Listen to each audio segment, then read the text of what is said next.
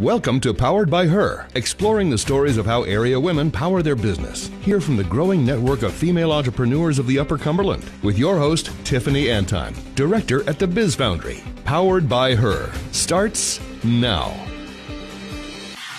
All right. Hello, I am Tiffany Anton, and you're listening to Powered by Her in the Hinson Oakley Podcast Center. Today, my guest is Tyna Bryan with DOT Ready. And I'm going to let you explain what your company is. So DOT Ready is a web-based software platform for companies who are regulated by the Department of Transportation. There's a lot of regulations that they have to follow, and so we've developed a software to help them manage it a lot easier. So managed by the government regulations, they can figure out how to manage all their drivers, their fleet, their assets, their accidents and incidents. Pretty much all the stuff that's regulated by DOT, our software kind of covers. Awesome. And what made you decide to do this? So I've had a consulting company for quite a while now, and I consult with those companies, help keep them out of trouble, get out of trouble with the DOT. So over the years, I've actually noticed that they all consistently have the same problems. So I've built a software to solve those problems for them. So DOT, Department of Transportation, yes, correct? Mm-hmm. Is a government entity that regulates trucking companies, any companies that are hauling freight down the road or their private property that they're using for commercial purposes. Okay.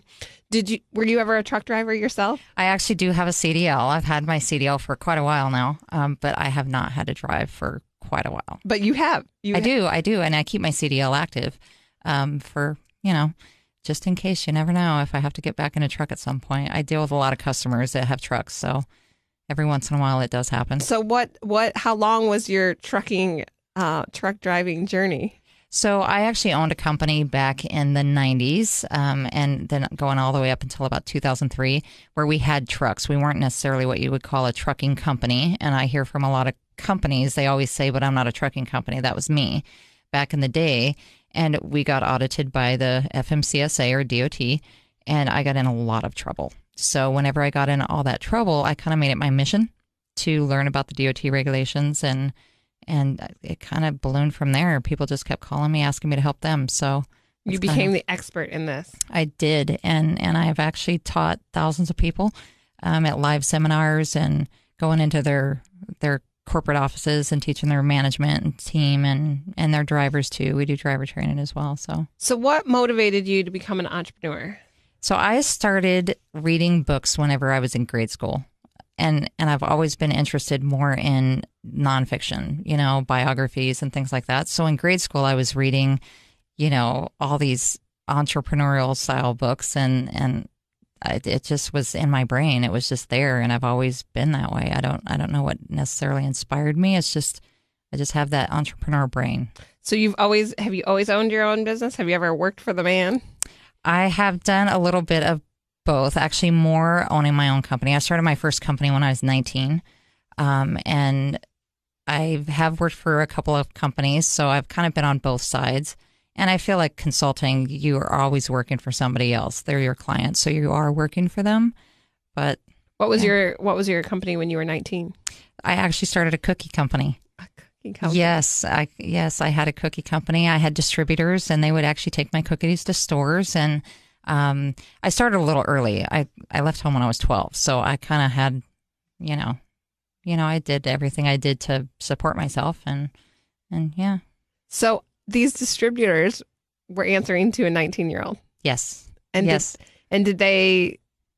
Was there an issue with that, or was that? No, I actually, the product was good, and they actually sold very well. So the distributors were pretty happy to put them in their stores that they took their stuff to. It was very small. It didn't last very long because honestly, I would stay up till 3:00 in the morning making the cookies and then taking them to the distributor, and they would distribute them. And I had a full-time job at the same time and was training horses and doing a bunch of other stuff. So it was too much at that point. And yeah. I feel like there's two types of entrepreneurs. There's a serial entrepreneur, and then there's somebody who's just really passionate about the one thing. Do you kind of feel like you fit into the serial entrepreneur category? I definitely do. And I joke all the time with friends of mine and my husband as well, mostly my husband. I don't really lose interest after a couple years, but I always have new ideas. So I'm always thinking of something and thinking, oh, that would be really fun. And then I go after that and chase that. And then I kind of lose interest in the other thing I'm doing. The consulting side and the software side is something that I've done for over 10 years now. And I started in the 90s with the DOT compliance stuff, but started consulting officially to where that's all I did back about 10 years ago. What are your personal strengths that led you in this direction of entrepreneurship? Being a little bossy, I think. I'm definitely one of those people that knows what I want. I know what I want, and I'm going to get it, and I don't take no. I mean, if somebody tells me no, my thing, I always say, the answer is always going to be no if you never ask. So I always ask, and it doesn't matter what it is. I'm willing to ask people for whatever I decide I want that day, and if they say no, I'm not offended by it. And that's having a thick skin is probably pretty important in this, in your realm of where you're working. Yeah. Tell me about what it was like getting started. So you started this learning compliance stuff back in the 90s. Kind of take me down this journey of what you've gone through. So whenever I owned the company that had trucks and got in trouble with the DOT, it was quite a process. I didn't understand. I called. There's a couple of major companies that actually deal with compliance, and at the time they were really the only game in town. And I went back and forth with them, back and forth, trying to figure out what the regulations really were, because there's a lot of gray in them. So I finally figured out that I have to be a little bit bossy and just ask questions. So I stopped at every weigh station. I stopped cops all the time, asked them, what is this? What is this? What does this mean? Show me. Why? Why was like a regular part of my vocabulary, to the point where I would call and they just knew who I was. Oh, hi, Tina. How are you today? What's your question today? I didn't mind asking the questions, and I didn't mind, some people would say, looking stupid or seeming like I didn't know, but I didn't know, and I wanted to know. You were like a 2-year-old. Pretty much. Just sucking in all the information you could. And that's the way I learn. I learn by doing. I learn by, doing it every day, and that's what I had to do. And it took me a couple of years. It was, they came back and audited again the next year, still got a bunch of fines, still got in trouble. By the third year, there was no fines, no violations, because by then I kind of knew what they were looking for. And I have to be honest here, I didn't do it right. I just kind of knew what they were looking for, so I made it look very pretty. And that's not the way I do it. I finally figured out that's not the way to do it right. So as I started doing it more often and over the years past, because I had that business for 15 years, then I started doing it right. And it became a matter of safety and understanding and knowing that my drivers being out on the road and those trucks being out on the road, if they weren't safe, it didn't just affect my bottom line. It could affect somebody's life. And, I took it seriously. I took it very seriously. So I go into companies knowing that they might just not know. Nobody wakes up in the morning and says, hey, I think I'm going to go kill somebody today. That's not how they think. What made you decide to take it more seriously and think, okay, I'm going to focus on the safety aspect instead of just making it look pretty? Because there was a fatality. That's why they came in the first place, because there was a fatality. And, at the end of the day, I finally decided, wow, we actually caused somebody's death, not intentionally. It was nothing that, we did on purpose. It's just something that happened. And in day-to-day business, a lot of companies, they don't really think that, oh, that could happen to me. So whenever I go into companies, I really want them to be safe. I do not want them to go through that process. So with this web-based application, you can touch and reach way more than I think you said you had 15 trucks or something like that. Is that in your company? You had a smaller company. We had a smaller company. We had about 30, 35 trucks. Okay. So now how many truckers do you think that you will reach with this? Our target market is, 3 to 150 trucks, maybe 300 trucks in the beginning. Later on, we're actually going to then start focusing on owner-operators to help them understand. I think in the beginning, I want to make sure it's right before we start giving it to owner-operators, because they're going to need a lot more guidance, I think, in some cases. What made you decide to kind of convert and make web-based this technology? instead of just kind of running your own company and doing your thing?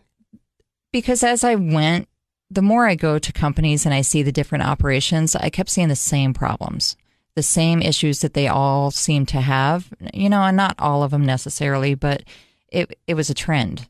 And it was all trying to find drivers, trying to find really good drivers and not drivers that, just wanted a paycheck, drivers that actually cared about what they were doing, trying to keep track of their vehicle maintenance and where the trucks were and where the drivers were and if they were qualified and their driver's license expiration dates and all the different documents that they have to keep to be compliant.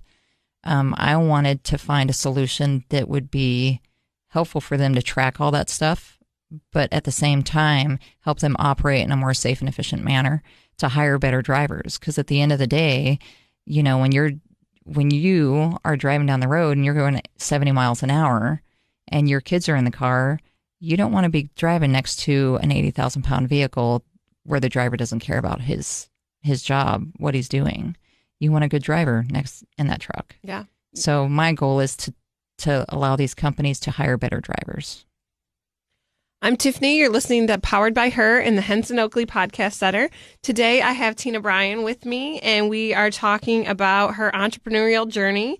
Can you tell me about who do you use for support? Who supports you and helps you out and kind of gets you through what you're going through as an entrepreneur?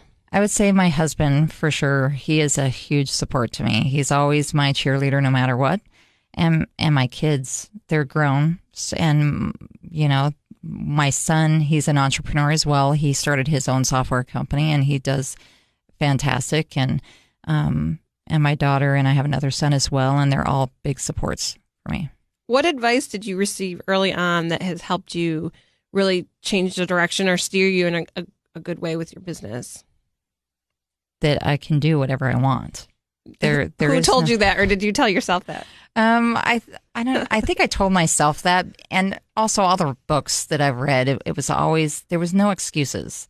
You don't make excuses for yourself. You just do what you want to do, and Any biography that you've read over the years that really sticks out is this is somebody who I need to emulate my life or my business around. I was really a big fan of Lee Iacocca's autobiography. Just his attitude and the fact that he was like, no, I'm going to do this and I'm not going to take any salary because I want it done right. I actually appreciated that very much, how he did that. I don't know, Dale Carnegie and all of them. I just, everything about all of those books, I don't take one and say this was my favorite one and this guy is the guy, right? I take pieces from all of them and I kind of make them fit me. I don't try to fit any one of them because I'm not going to be them, but I take pieces of everything that those books say and kind of apply it to me and my personality style and who I want to be. Any women that have stuck out in your... Wow. We might need to pause for that one. I don't know. Actually, I haven't read very many female. So are you going to write your own biography? I had kind of a weird life. So a lot of people have told me, yeah, you should definitely write your own book. It's very interesting just because the way I started, I guess. But I don't know. So 20 years from now, there's somebody else that's, interviewing and they say, I wanted to be just like Tyna Bryan. She was my inspiration. Wow. I've never actually thought about that. To me, if I can get my kids to think I'm awesome, that's the best thing ever. That would be kind of cool, I guess. It'd be kind of cool if it happened, but. What do you think that others need to know about when starting a business? So not necessarily, you're so into what you're doing and your passion. Clearly, your passion of compliance really, I can just feel it here. But what about, there's so many aspects of a business that are not just the part you're passionate about. I've tried to start several other things. And like I said, I'm a serial entrepreneur. So my head's all over the place. But for one, make sure it's what people want. Don't think that because you make fantastic cookies that everybody's going to like them, because they most likely that's a little harder to do. Make sure, like I built a software to fit a need that people were already having. Don't just assume because you have a great idea that it's going to fill a need that people have and people are going to buy it. I would also say don't do anything for the money. I never started a consulting company for the money.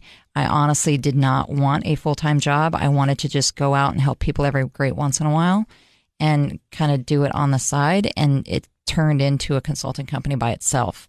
It was very organic, and it was referrals and people calling me that I had no idea who they were, saying, oh, so-and-so told me that you help them, so can you help me?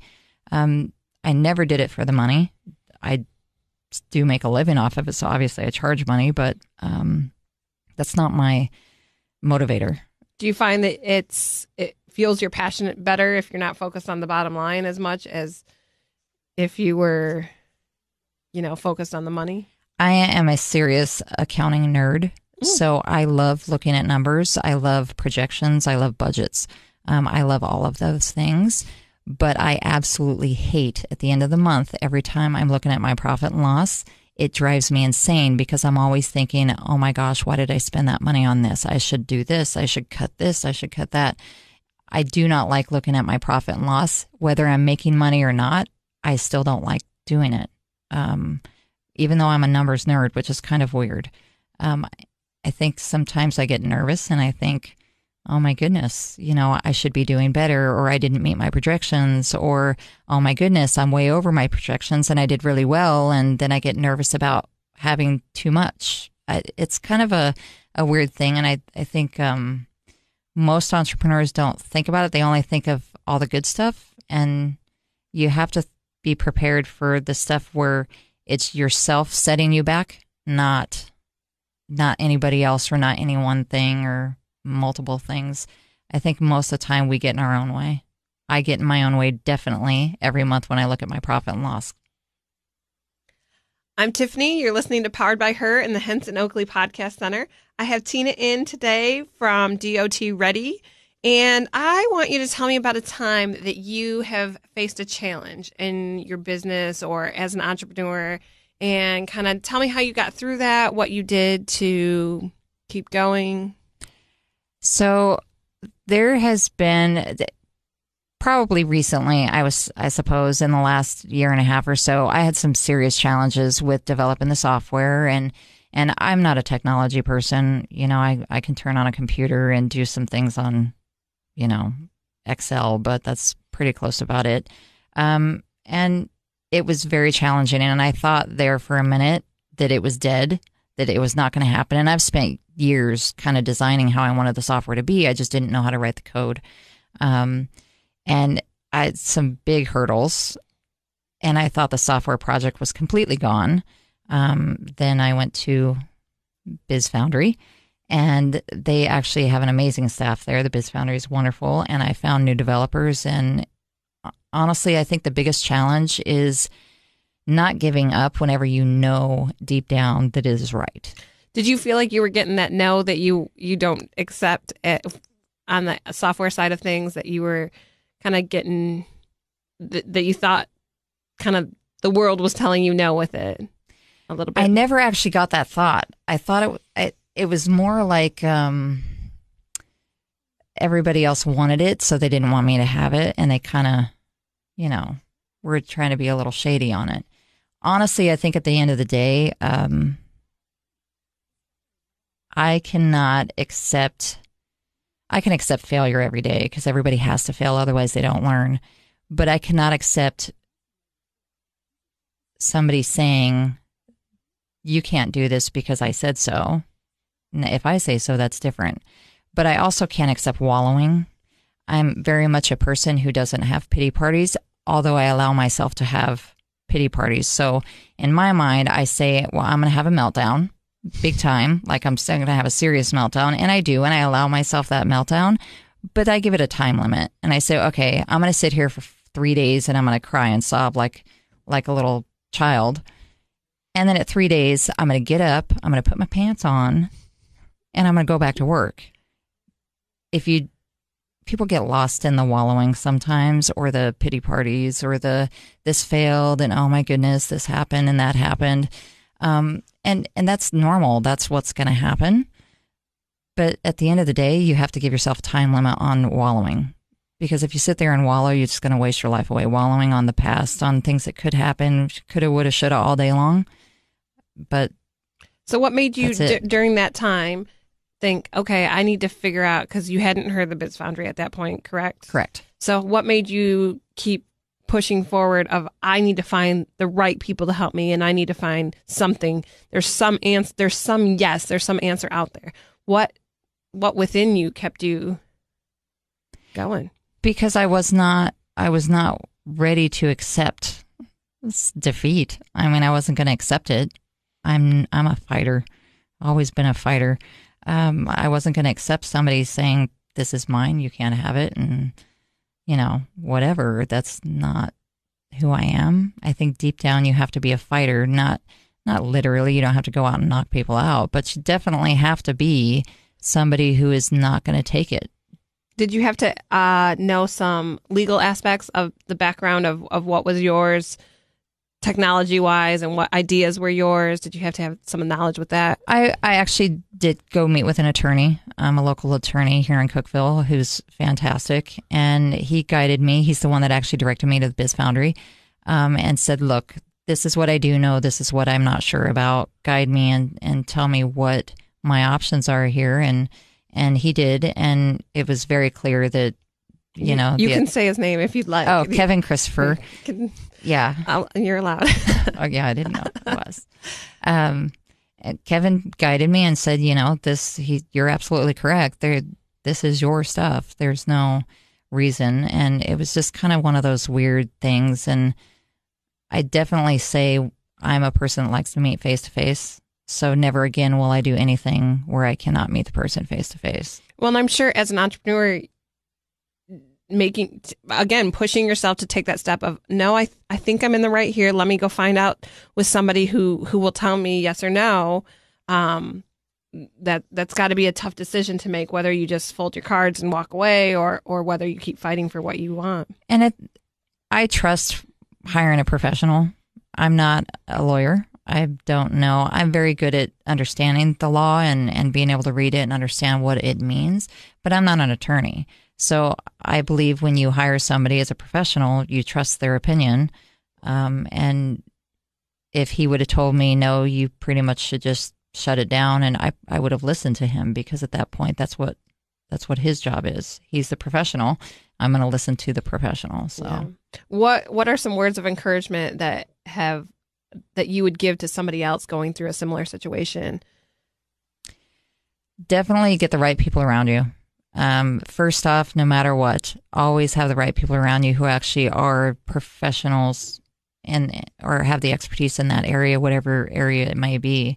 So in my case, it was developers and attorneys that understood technology and how to launch softwares and what all that entails, trademarks and copyright issues, and surround yourself with experts in the industry that you're in or going to be in, because it definitely will allow you to make decisions properly the first time instead of trying to go back and fix things that you didn't think of before. Looking back, hindsight's always 20/20. But what would make you now realize that you hadn't put the right people in your circle to begin with? What are some warning signs that people could? Because always trust your gut. Okay. I had suspicions, and I had that little voice, in deep inside saying, something doesn't sound right here. But I was so excited about what I was doing. I just wanted to get it done. And they said all the right words, but deep down I had that gut feeling that something's not right here. Trust that intuition. Women actually have that intuition sometimes better than men, I feel like. We have that sixth sense, that intuition that says whether this person is who you want to be around or not. Trust it. And if I would have listened to what my inside was telling me. Well, and I think sometimes as when you're first starting out, you think of that bottom line a lot. And so you think, I can't afford to get myself to put the best people in front of me. Sure. So I'm just going to take someone in front of me. And so, but that can end up being very costly in the long run. It's kind of an old cliche, but you get what you pay for. Yeah. And I figured that out too. We hired somebody that was cheaper because, that's what was in the budget. That's what I could afford to develop the software. It's very expensive developing software. It's not something that's easy, and making sure it's done right is expensive.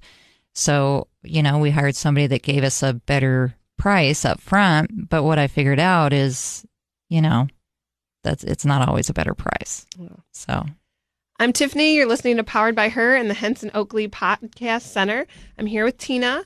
Tyna, what's the most satisfying thing about starting a business or starting any of the businesses you started over the years? What's been the most satisfying thing? So I'm probably going to say something that's not what typical entrepreneurs say, and it's not very business-like. But honestly, I like not having to go to work at 9 a.m. and leave at 5 p.m. and have somebody tell me when to go to lunch and when not to go to lunch. And honestly, if I don't want to go to work and I want to sit and watch Netflix or something all day, I can.